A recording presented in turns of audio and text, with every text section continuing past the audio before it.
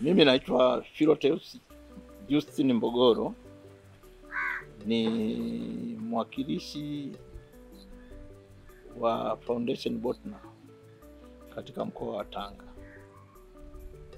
Tuko wawakilishi wawili wa Foundation Botna. Yuko mwenzangu ambaye anaitwa Dr. Hassan Mshinda, yeye ndio mwakilishi wa Foundation Botna Tanzania, mimi katika mkoa wa Tanga. Lakini historia uko nyuma yetu kabla ya kuanza, na ndio wote tulifanya kazi serikalini.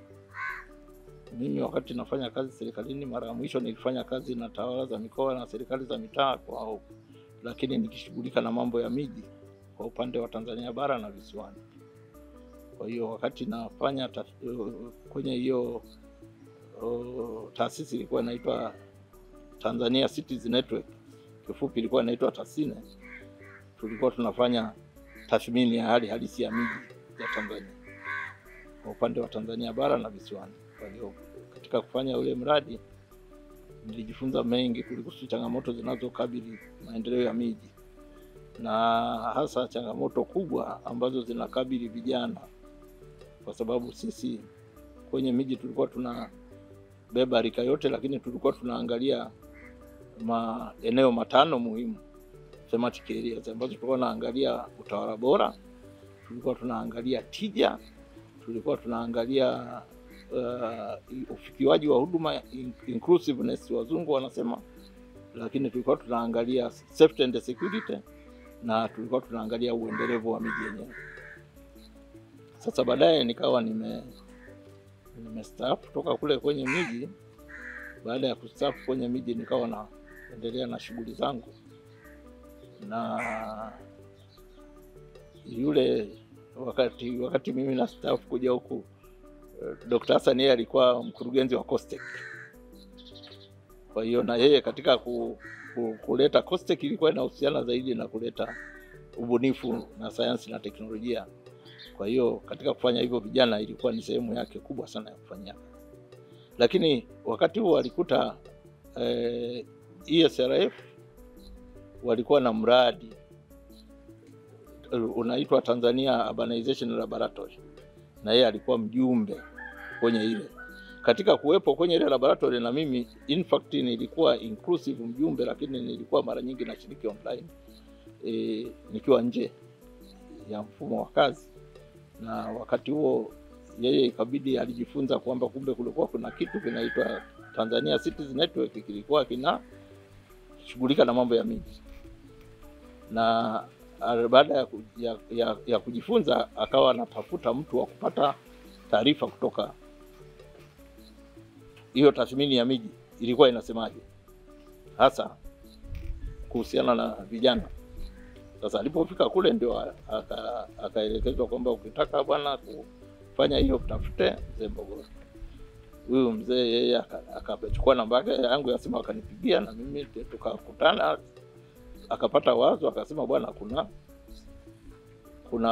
kuna watu duniani wanataka kusupport vijana, lakini ili wapate hiyo waweze kusupport vijana wanataka mji. Na mimi nilipofika huko kwenye miji nilikuwa natafuta mtu wa kuweza kuzungumza naye tuweze kujenga hoja ili tuweze kusupport. Nikaambiwa jina lako. Sasa nilikuwa naomba tuonane, tukutane kote tena. Wakati huo mimi nilikuwa Moshi KSMC, mke wangu alikuwa anaumwa. Nikamwambia mimi niko KSMC, kwa hiyo baada ya wiki mbili nitakuwa nimerudi Tanga. Nikirudi Tanga tutawasiliana. Na kweli alikuwa reserved. Baada ya wiki mbili akanitafuta, ndio tukawasiliana. Nikamwambia basi, kati ya miji hii ya Tanzania niliyojifunza secondary city ambayo nafikiri haina changamoto kubwa sana kuliko nyingine kwa huku kwetu bara ni Tanga. Mwingine uliokuwa unafuata Zanzibar. Kwa hiyo kama kuanza project ambayo nataka kwenda kwenye secondary city ambayo bado haijawa na changamoto nyingi, tuzungumze na wakubwa wa Tanga, kama wakikubali basi tuanze Tanga. Kwa hiyo hapa tulikuja kuwasiliana na meya na mkurugenzi waliokuwepo wakati ule, kuhusu hilo wazo, wakalipokea. Baada ya kulipokea hilo wazo, tukawaambia basi kama kweli mnakubali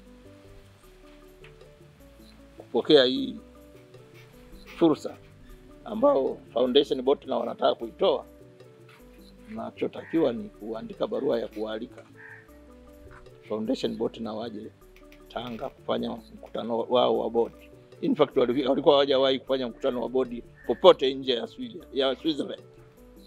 Kwa hiyo mkutano wa kwanza wa nje ya Switzerland duniani ulifanyika Tanga mwaka 2018 mwezi Novemba.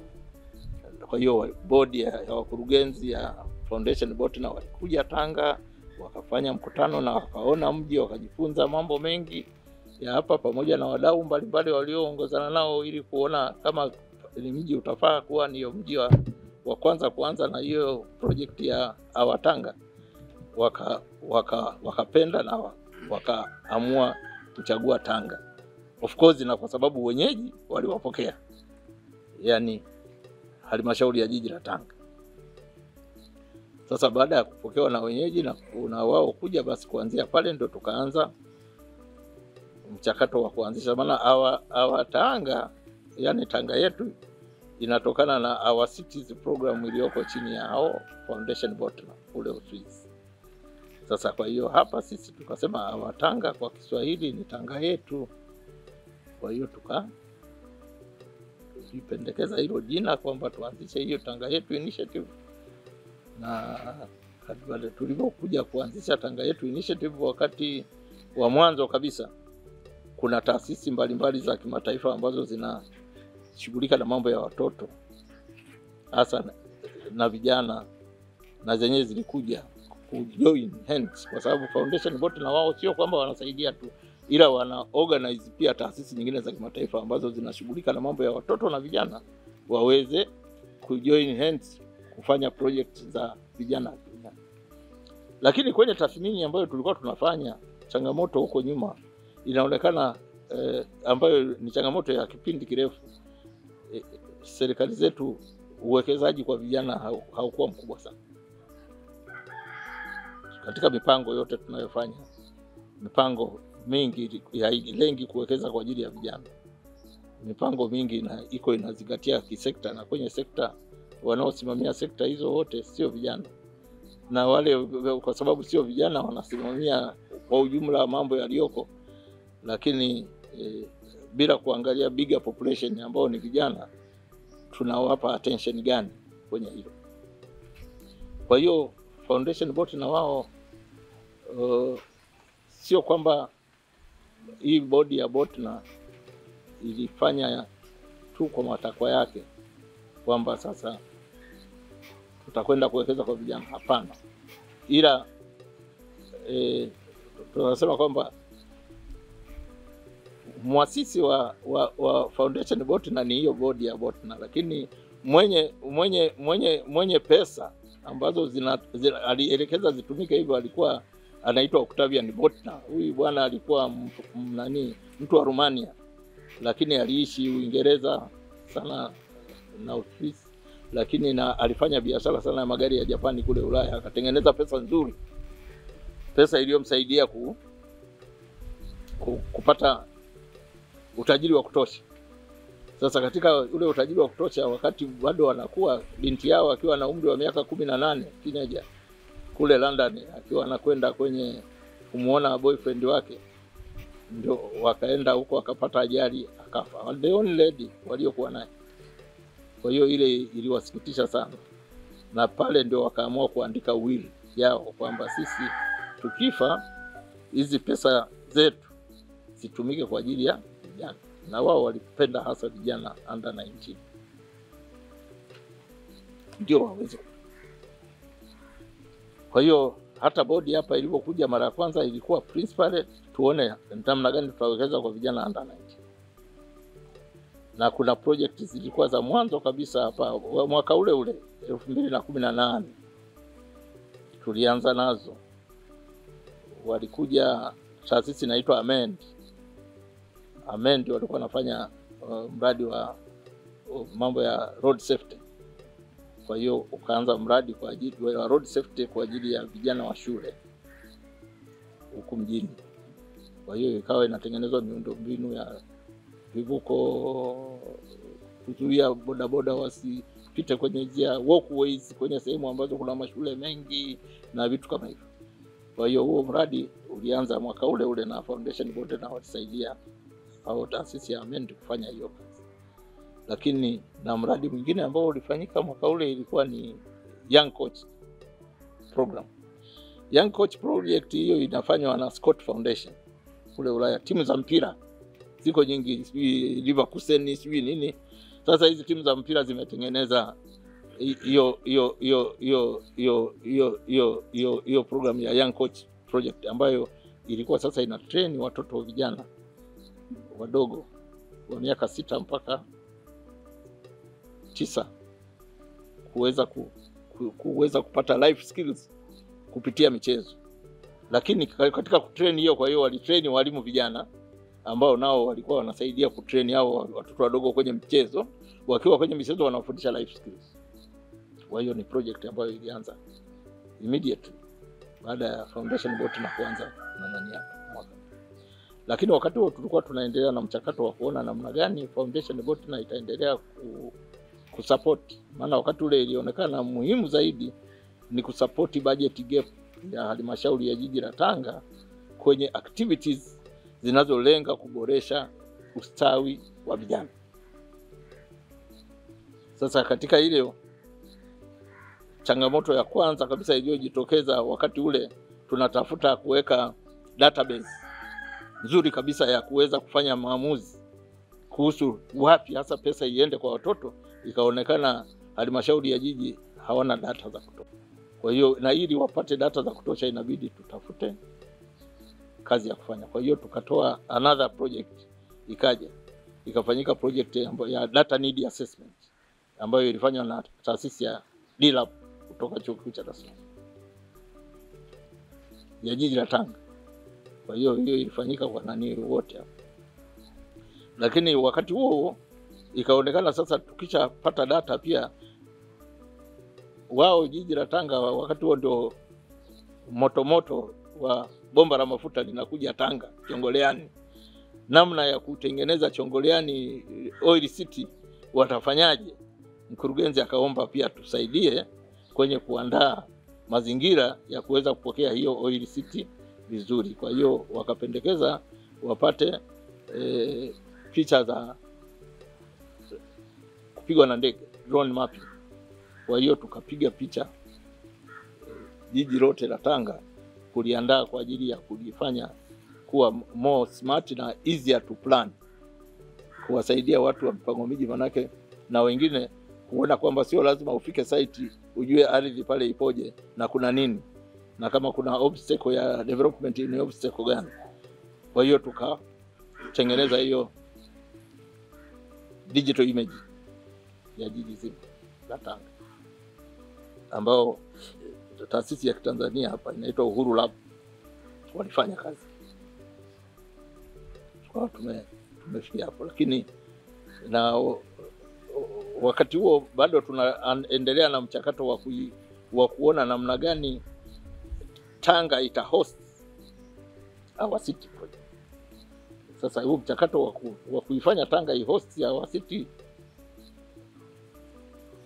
project tulihusisha taasisi nyingi tu hapa ndani na za kimataifa, lakini baadaye kama nilivyomwambia mwanzoni, ESRF ni kati ya watu ambao baada ya mimi kuacha wadani kutoka kule kwenye tathmini ya hali halisi ya miji, ESRF walikuwa wana coordinate hiyo Tanzania Data Lab ambayo ilikuwa inatengeneza nani ya miji ya urbanization, yes, urbanization lab ambayo ilikuwa inatoa data za miji. Kwa hiyo tukaona kwamba kwa sababu nao wameingia kwenye hiyo nani, inaweza kuwa ni taasisi bora zaidi, na sisi tunataka secondary city ndio ifanye kazi hiyo. Ikapendekezwa na secretariat ya foundation botna kwamba basi inaweza kuanza kufanya kazi kama secretariat yetu kwa ukuta.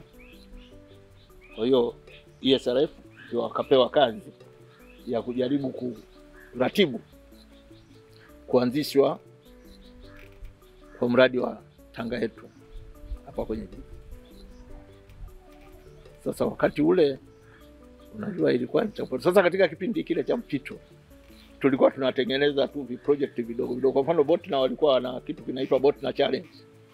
Botna Challenge ilikuwa vijana wana compete, tunatangaza offer, wanaomba kazi, wana compete, wakipata nafasi wanapewa ruzuku au wanapewa capacity building au ya kufanya.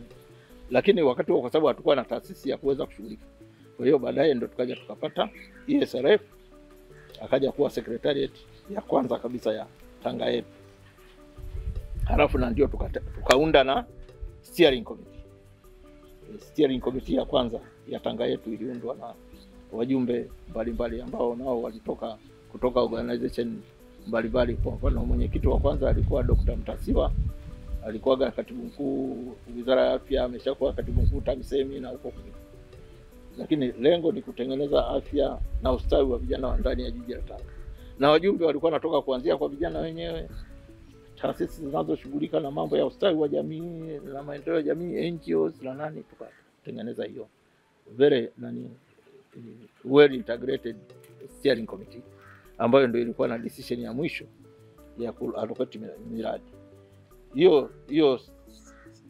Hiyo secretariat ambayo ni ESRF, wao ndio walikuwa wanatangaza sasa call for proposal kwa projects mbalimbali ambazo zinaweza kutolewa kwa ajili ya kwa Tanga yetu, ambazo zitaweza kusaidia kuanza miradi kwa ajili ya vijana wa jiji la Tanga.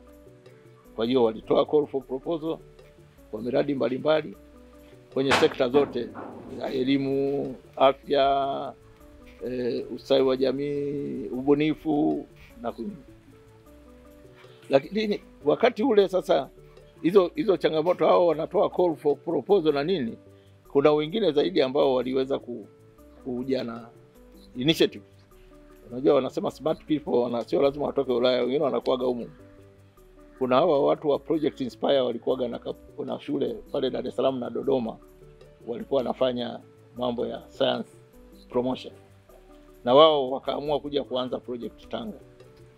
Kwa hiyo walipokuja kuona na hii fursa, na wao wakaweza kuomba support kutoka Foundation Botna kabla secretariat ya Tanga yetu haijaanza kufanya kazi, na wakapata, kwa sababu wakati huo sasa initiative ya kuanzisha Science Center Tanga ilishaonekana inataka, kwa sababu kule kuna Science Center kule Switzerland inaitwa Technorama, wale walikuwa very eager. Kwa hiyo wakaona kwa sababu tayari kuna Watanzania ambao wako tayari kuanzisha kitu kama hicho, ikawa supported, ikaanzishwa STEM Park ambayo iko mashuhuri sana Tanga sasa hivi hapo Kisosora, na nafikiri ndio ya kwanza kuanzishwa hapa kwetu Tanzania. Kwa hiyo project hizo zikawa zinaendelea, na wakati project hazijaisha hizo zilizokuwa zinatoka mbali, ikawa secretariat imeshaundwa na wakatoa call for proposal, na taasisi nyingine nyingi kwa mfano Dalberg tuliwaajiri pia kwa ajili ya data, maana issue ya data ilikuwa very complicated. Dalberg tuliwaajiri pia kusaidia kutupa data za kusaidia kutoa maamuzi ya hasa nini kifanyike, ili isije kawa hizi pesa tunazipeleka mahali ambako hakuna kitu zitafanya. Kwa hiyo nao wenyewe walifanya kusaidia kuenrich database ya jiji.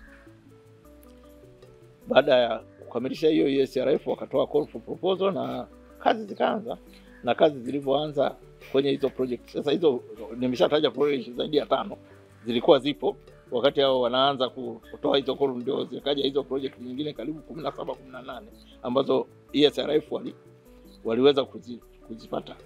Lakini wakati huo hizi ESRF wakitoa hizo call for proposal, halmashauri ya jiji na wenyewe walikuja na opinion yao. Kwa mfano walihitaji kuboreshwa kwa Jamhuri Park. Hiyo hapo Jamhuri Park, kwamba walisema kwamba vijana wa Tanga wanahitaji sana recreation, na hasa kwenda hapo wenyewe wanaita Forodhani, lakini ile park inaitwa Jamhuri. Kwa hiyo Jamhuri Park iboreshwe, iweze kutengenezwa vizuri, iwe bora zaidi na itoe huduma bora zaidi. Kwa hiyo Jamhuri Park ikabidi ESRF wa adopt hiyo miradi. Hiyo miradi sasa ilitokana na request ya City Council wenyewe. Wakati huo kuna miradi iliyokuwa inaendelea pale ndani ya halmashauri ambayo tulikuwa tumeianza slowly, kwa hiyo ikabidi waibebe kama hiyo ya data na nini, wakawa wanaendelea nayo. Sasa tumetekeleza hiyo miradi mingi, kuanzia sijui wavuvi wa samaki wamepewa maboti ya kuvua na kila kitu, wafugaji wamepewa majongoma, mbegu ya na vizimba vya kujenga na nini huko baharini, wafugaji wamefundishwa kufuga kuku, wamefuga, na vijana wanaopenda kulima wamelimishwa, wamepelekwa kilimo, mpaka tukatengeneza City Council wakasema wanataka incubator ambayo itakuwa ina train pale, wakatoa space pale Tumbilini, tukainvest pia, tukatoa hela kwa ajili ya kujenga incubator. Hivyo vyote vimetolewa sasa chini ya umbrella ya Tanga yetu, ambayo ilikuwa chini ya secretariat ya ESRF. Lakini mpaka tunamaliza ile project ya kwanza phase 1, changamoto kubwa iliyokuwepo na malalamiko makubwa ya watu wa Tanga ilikuwa most of consultants walitoka nje ya Tanga kuja kuimplement hizo project. Na Tanga yenyewe haikuwa na taasisi za Tanga, hazikupata kazi. Sio kwamba sasa hazikupata kazi kwa sababu gani? Kwa sababu ESRF ukiuliza hawakuomba hata hizo kazi. Kwa hiyo kulikuwa na changamoto nyingi. Kati ya changamoto ni uwezo wa taasisi za Tanga kuweza kuomba. Kwa hiyo taasisi za Dar es Salaam, za Iringa, za Mbeya, za wapi nyingine zilichangamkia hiyo fursa. Kwa hiyo zikaja taasisi za mbali zikafanya kazi, za Tanga zikashinda. Kulikuwa na taasisi mbili tu, na zenyewe ilibidi ESRF kwa busara zao tuliwaomba pia, lakini waangalie namna ya kuweza hata kujenga, yani kusaidia kujenga capacity baadhi ya taasisi za Tanga. Kwa hiyo taasisi mbili za Tanga zilipata kazi kwenye kupunguza mambo ya ukatili wa kijinsia huko mtaani, GBV wanaita wenyewe, gender based violence. Basi hizo ndio zilikuwa taasisi za Tanga. Kwa hiyo ukiacha miradi iliyokuwa inafanywa na City Council, hizo other projects zote zilifanywa na taasisi za nje ya Tanga. Hiyo ndio changamoto kubwa tulioipata. Manake sasa unajua wanasiasa wakisema Tanga yetu, halafu watu wetu hawana kitu. Ni Tanga yetu kweli? Au nyie mmeamua kutuletea usanii usio Tanga yetu? Kwa hiyo ili kutatua hilo tukawa tumeanza kufikiri different, kwamba phase 2 tuje more different tuone.